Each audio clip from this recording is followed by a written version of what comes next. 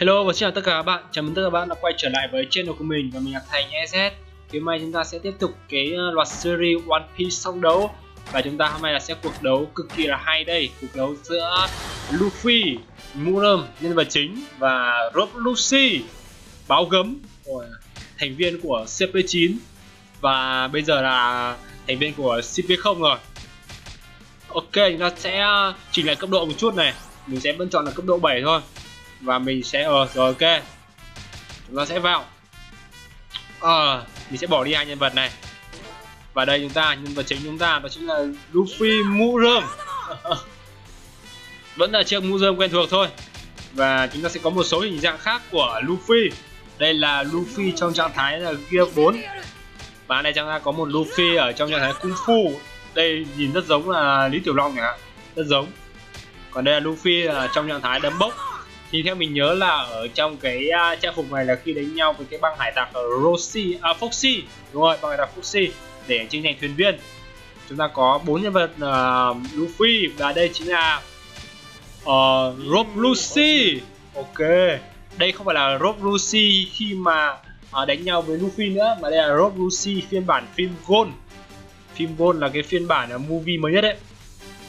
Còn thì đây mình sẽ cho các bạn xem Rob, chúng ta có cái hình dáng khác này, chúng ta có thêm một là Luffy nữa này. Chúng ta có Luffy phim Gold nữa. Rồi, nhìn đẹp trai vô. Ok, đây có mấy hình dạng nữa này. Luffy phim Gold. Đây là đỡ đấu trường à? Ở cái phần đấu trường đúng không? Ui, đẹp vãi. Cái này là phần đấu trường rồi. Có một cái ok, mình sẽ cho các bạn xem Rob Lucy của cái Rob Lucy khi mà đấu với Luffy ấy, thì chỉ có trong một hình dạng support thôi. Đây chính là Rob Lucy, nhìn không được đẹp trai như bây giờ. Ok, chúng ta sẽ không chọn support mà chúng ta sẽ chọn Luffy. Đầu tiên mình sẽ chọn Luffy cho mình trước, xong ta sẽ chọn là Rob Lucy cho máy. Rob Lucy đâu nhỉ? Đây, Rob Lucy ở trang 2.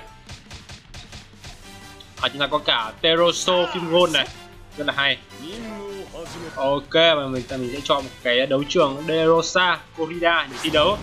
Thì ở trong truyện cũng như ở trong anime thì cái này là hai đấu thủ này đã được đấu với nhau rồi. Và ở phần thắng thì nghiêng về Luffy, nhưng mà Luffy cũng phải dùng gần như toàn bộ sức mạnh mới có thể chiến thắng được Rob Lucy.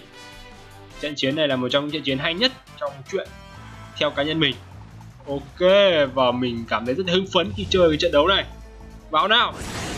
Ui, vào cái đã hóa Awaken luôn, hóa dạng báo luôn. Báo gấm này thì báo gấm này. Ôi, Best Bazooka. Gomu no Best Bazooka. Nhơn. Shigan.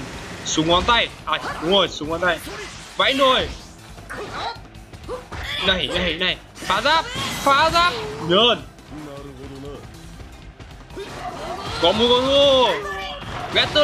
Yo tout le monde, c'est Captain Baggy, j'espère que vous allez bien. Pour ma part, ça va très bien. Aujourd'hui, on se retrouve pour une nouvelle vidéo après un long mois d'absence, si je ne me trompe pas, 1 mois ou 2 mois, pour plusieurs raisons. Mais bon, bref, c'est pas le sujet de la vidéo. Comme vous l'avez lu dans le titre, aujourd'hui, on va parler des incohérences de One Piece. Donc, je vais pas le nier, on va pas le nier. One Piece, c'est un chef-d'œuvre. Il y a beaucoup de choses fantastiques, c'est une très belle histoire, etc. Moi, j'aime beaucoup ce manga, c'est un de mes mangas favoris. Mais vous allez voir qu'on peut quand même trouver quelques petites incohérences. Et c'est ce qu'on va voir durant cette vidéo.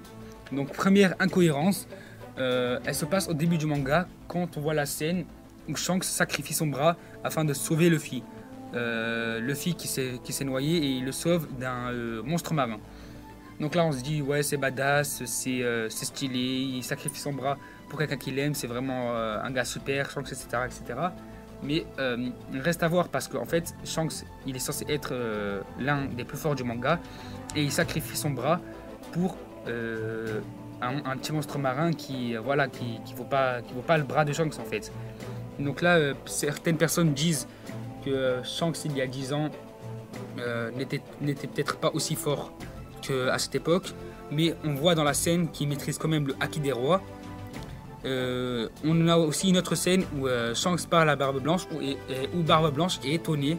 Lui-même il dit comment ça se fait qu'un gars de ton calibre revient de East Blue avec un bras en moins. Donc même Barbe Blanche, il est étonné de ça. Ce qui veut dire que Shanks, il y a 10 ans, était quand même assez fort pour pas se faire manger le bras par un simple monstre marin. Donc voilà la première incohérence de cette vidéo. On va tout de suite attaquer avec la deuxième incohérence. Des incohérences dans ce genre, en fait, c'est plutôt une incohérence fruit du démon. Je vais parler du fruit du démon, donc j'ai repéré 2 incohérences. La première incohérence se passe dans l'arc Arlong, quand Luffy se retrouve sous l'eau, avec la plaque de brûle plaquée sous l'eau. Il y a la sœur de Nami, je ne me rappelle plus comment elle s'appelle, mais bon, sa sœur vient et pour permettre à Luffy de respirer, elle étire sa tête hors de l'eau. Ce qui en soi n'est pas logique car l'eau de mer, l'eau salée est censée enlever les pouvoirs du fruit du démon. Donc dans la même catégorie, il y a le pouvoir de Aokiji qui glace l'eau de mer. Donc là, c'est un petit paradoxe parce que le pouvoir d'Aokiji c'est la glace et il glace la mer, on le voit dans l'arc Aokiji. Il glace la mer dans l'arc à Marineford, il glace les vagues, etc. Et les fruits du démon sont censés ne pas marcher sur la mer. Donc ça, c'était des petites incohérences que j'ai pu trouver par rapport aux fruits du démon. Donc tout de suite, troisième incohérence qui va concerner les 11 supernovas. Donc sur l'archipel Sabanji, il y a Shaki qui parle à Luffy des 11 supernovas. Elle dit que pendant que l'équipage de Luffy faisait sa route vers l'archipel Sabanji, il y avait 6 autres chemins. Donc il y a 7 chemins et qu'il y a 6 autres chemins à prendre. Et parmi ces chemins, les supernovas en ont tous pris un autre. Ce que je me demande, c'est que en fait, le compte n'est pas bon. Il manque un chemin pour que tout le monde ait un seul chemin. Si on prend en compte que Zoro est avec Luffy et que Killer est avec Kid, ça nous fait quand même 8 chemins si on rapporte tous les équipages. Donc c'est pas vraiment une incohérence, c'est peut-être une erreur de calcul.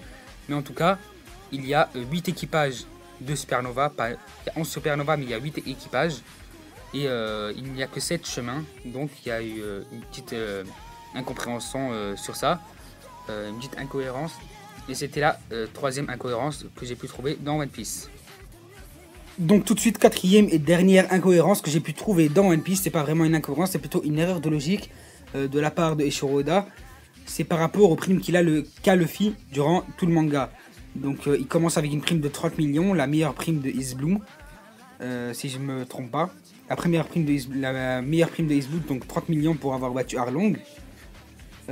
Ensuite, il a 100 millions après avoir battu Crocodile, qui est un des grands corsaires. Après avoir foutu la merde à Enies Lobby et battu Rob Lucci et récupéré Robin, on lui met 200 millions en plus. Et c'est là qu'est le problème. Parce que suite à ça, quelques arcs plus tard, il rentre à Impel Down, fait s'évader beaucoup de prisonniers, dont Jinbei, Ivankov et Crocodile. Bien foutu la merde à Impel Down, il a fait s'évader pas mal de prisonniers. C'est la plus grande crise que Impel Down n'a jamais reçue, qu'il n'a jamais vécue. Donc c'est vraiment quelque chose d'imposant. Et suite à ça, il est aussi allé foutre la merde à Marineford, où il a montré à tout le monde qui savait utiliser le Haki des Rois. Il a été le seul à finir sur l'échafaud, à réussir à libérer Ace. Et je pense que ça mérite plus que 100 millions en plus. Parce qu'après avoir fait tout ça, ils lui ont augmenté sa prime de 100 millions. Alors que pour être allé sur Enies Lobby, ils lui ont augmenté sa prime de 200 millions. Donc pour moi, c'est plutôt une erreur de logique, c'est pas une incohérence.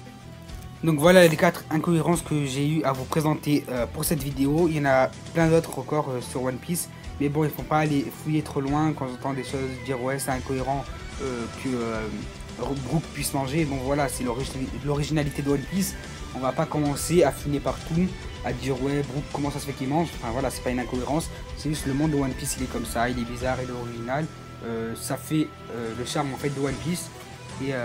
Mais même si on peut trouver quelques incohérences comme je viens de vous en citer, bien sûr si vous avez des preuves qui expliqueraient ces incohérences, n'hésitez pas à les mettre dans les commentaires, n'hésitez pas à mettre aussi dans les commentaires les incohérences que vous connaissez sur One Piece. Sur ce, j'espère que la vidéo vous aura plu. N'hésitez pas à liker, à partager ou à mettre un commentaire si elle vous a plu justement. Abonnez-vous et on se retrouve dans une nouvelle vidéo. Ciao!